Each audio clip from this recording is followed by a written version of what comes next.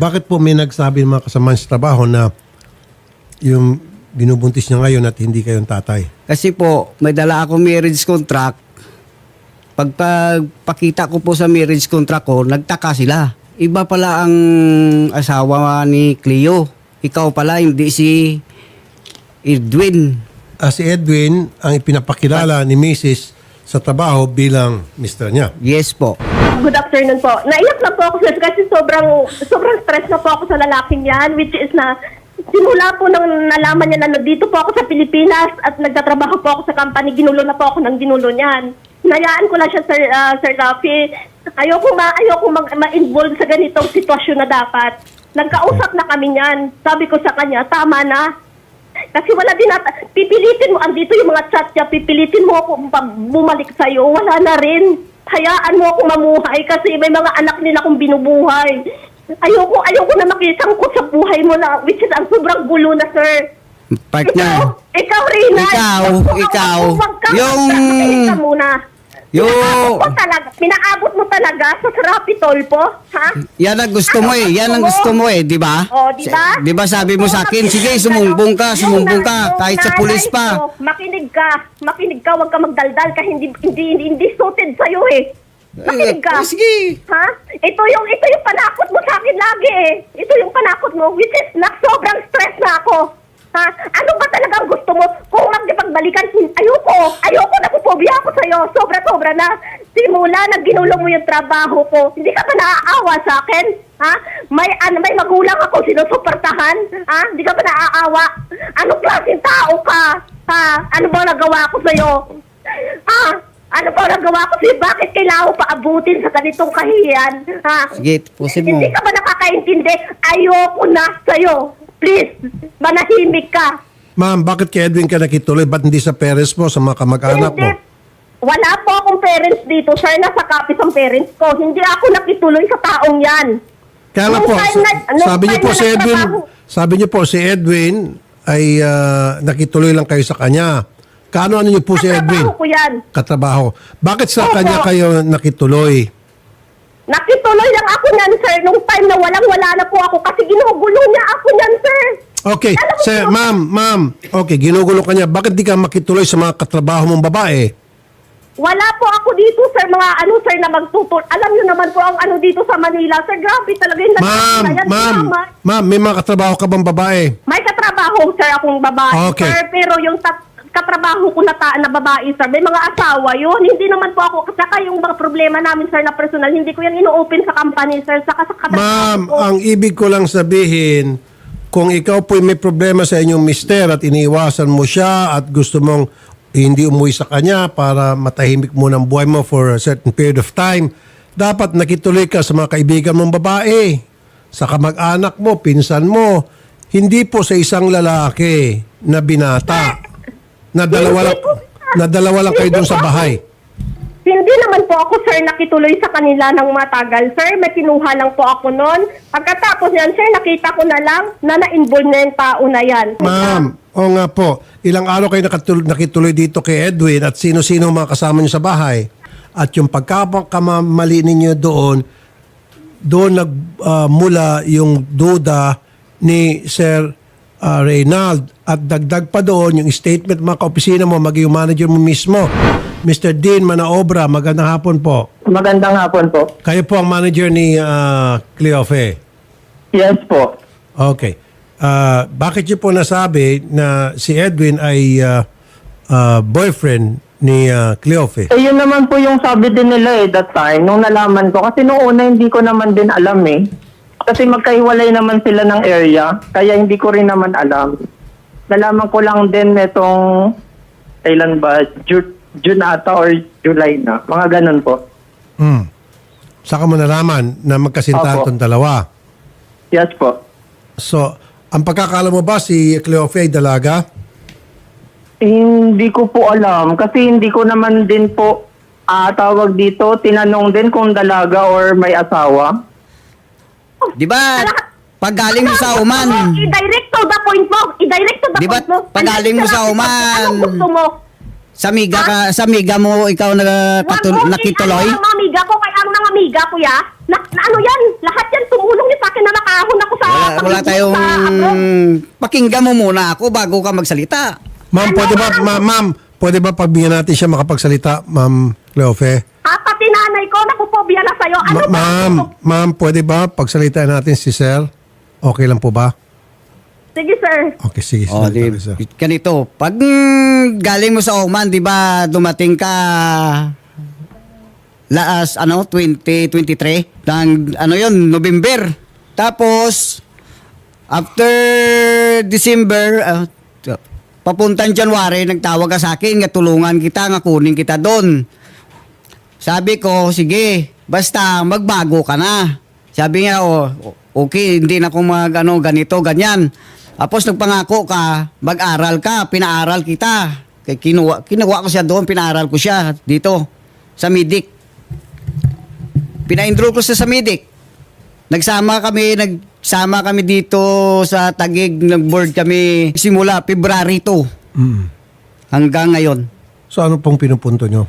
Ang pinupunto ko sa kanya, tinatanong ko siya, Sir, kung sino ang tatay ng pinadalaya ngayon. Kasi magsama pa kami simula February hanggang February, March, April, May. Ma'am, Yung record ko, puntahan natin para malaman mo. Ha? ma'am, Hindi ako buntes. Bula nga pinasok mo lang. Hindi mo alam? Grabe yung papapahiya mo sa akin. Dinala mo pa ako dito sa kay Sir Sus Rafael. Maria Ha? Josep Cleo, ano ka na, wag mo na i-deny. Ang sabi mo sa akin, ito pa sir, ang sabi niya sa akin, alam mo kung anong sakripisyo ko yan sa kanya? Halos, ga-overtime ko magdamag sa trabaho ko para lang sa kanya. Sunduin ko siya, ihatid sundo ko siya sa trabaho. baka sir busog lang siya, kakakain lang niya. Hindi kaya yan? Alam mo sir, yun, Oh, nandun ako sa trabaho, tinawagan ako, mapacheck up daw kami. sino siya? Sinungaling ka! Hindi ka to! Sinungaling ka! Ay. Pacheck up daw kami. Pinipicturan mo ako na pa-check-up tayo? Ha? Sabi niya, kundi sakay na kami sa motor. Nagsakay na kami sa motor, sabi niya, sabi ko, ang pera ko dito, kulang 1,000 lang to. Siya, wag na lang tayo magpa-check up. Mamalingki na lang tayo. Oh. Sinungaling ka! Kita mo. Sinungaling ka! Sobrang sinungaling mo! Ako pang ginawa mo, sinungaling. Ano bang gusto mo? Rinan, ano bang gusto mo? Wag ka na Mrs. Ayoko makunan siya. Ilang buwan na ho yung tiyan nyo, yung pag pinagbubuntis nyo. Ma'am, ayoko kitang makuna, ayoko kitang ma-stress. Bawal po sa buntis ang ma-stress. Ilang buwan na ho ba? Ako, sir. Ipapakipag ko yan sa inyo, sir. Pupuntahan ko. Ikukunin ko yung record ko doon. Sinungaling kang tao ka. Ma'am, buntis ba kayo o hindi? Hindi po ako buntis, sir. Kasi nagkaroon po ako ng pikos po sa ano ko. Yan po ang pinunta ko doon na nagpa-check up po ako. Okay, may PCOS po kayo kaya malaking tiyan nyo. Ano? Ba't ka tumatawa, Sherry? Sabi ni Sherry, ma'am, sabi ni Ito Sherry, ginawa mo sa akin. pareho lang daw kayo pero si Sherry hindi naman malaking tiyan. Yun yung sinasabi mo, yung magpapaya mo sa akin, Rinan. Tandaan mo talaga yun. Makinig ka. Sabi mo, doon ka titira kay auntie mo. May tiya ka doon sa Las Piñas. Tapos sir, paghatid ko siya, di ba, uwi siya doon sa bahay, sa boarding house namin. Kinabukasan, ihatid ko siya. Doon ko lang siya hinahatid sa kanto. Sabi ko, saan ang bahay ni auntie? Turo mo siya, sabi niya, wag. Kaya baka makita ka ni auntie. Ganito na lang po. Willing ho ba kayo, ma'am, na ipa-DNA test yung... Aling ka! Dinadala po ako sa mga ganito. Ay, Sir, wala na ayun kami na naman. kaugnayan yan, sir! Wala na kami kaugnayan yan! Hapon yan sa akin! Ma'am, willing ba kayo magpa-DNA test kahit na buntis kayo, kahit wala pa, hindi pa lumalabas yung sanggol? Sobra ka na pagpapahiya mo sa akin, Rinan! Ano bang gusto mo? Ha? Ano bang gusto mo? Ma'am, ganito, dalawang stages yan. Una, pregnancy test kita. Payag ka. Payag po ako, sir! Sobra ka na, Rinan! So, payag ka sa pregnancy test, tama? Tama po, sir! Okay. Tama po. Pag nag-negative ka doon, stop na tayo. Ibig sabihin, nagsasabi ka ng totoo at itong si Sir, mali yung mga impormasyon na tanggap niya. Tama? Inaano ko pa sa inyo, bago po ako nag-ano dito sa Pilipinas, wala po akong kampanya. Okay, doon sa kapag tao. halimbawa, ma'am, lumitaw na kayo ngay pregnant, so ang susunod doon, paternity test ko kayo. Tama? Gagawin ko po lahat-lahat yan. Gagawin Okay. ko po lahat-lahat Okay, yan. yun lang po. Ano bang gusto niya? Yun lang. Ang dami ang ginagawa mo sa akin. Kahit ano pa, Reynald. Ano pang gawin mo? Hindi ka na naawa sa akin. Anong gusto mo gawin? Ngayon wala na akong trabaho. Anong gagawin mo? Ha? Kaya magsuporta sa akin? Ha? Hindi. Kaya ka magsuporta? Sinira mo trabaho Hindi ko. tayo nagpunta dito, hindi tayo nakaabot dito kung Ano nga? Hindi ko na alam gusto nga. mong gawin? Hindi Anong kayo gusto nagkasama mong gawin? ni Yung ganyan Edwin. to the point mo. kasi Dari- ikaw ang pumupunta doon kay Edwin, sumusulpot-sulpot ka doon. Sabi ni Edwin sa akin, nagkwento si Edwin sa akin sa cellphone, nagkwento siya, kaya ipatawag ko siya eh.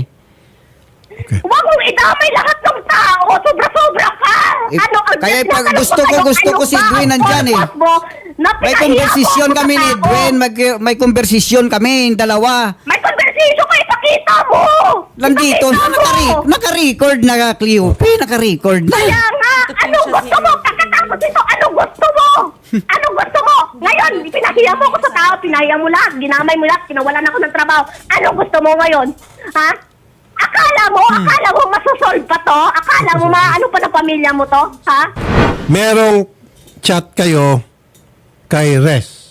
Ito yung si Edwin, si Tapos Res. ang kausap po yata si Sir. Tama po ba? Yan po At yung conversation po Ito, nila. ma'am, tingnan niyo po ha, may conversation sa chat si Res aka Edwin o Edwin aka Res kay Mr. nyo. Ito po yun, no? Muntik na akong mapikot ng babaeng yan. Sabi po ni Edwin. Tapos sabi niya, pinsan niya daw ang naghatid sa kanya. So sinasabi niyo, pinsan niyo itong si Mr. Dati pa akong nagdududa kasi never niya ako pinakilala sa kahit sino. Ayun po. Nagets niyo po, ma'am?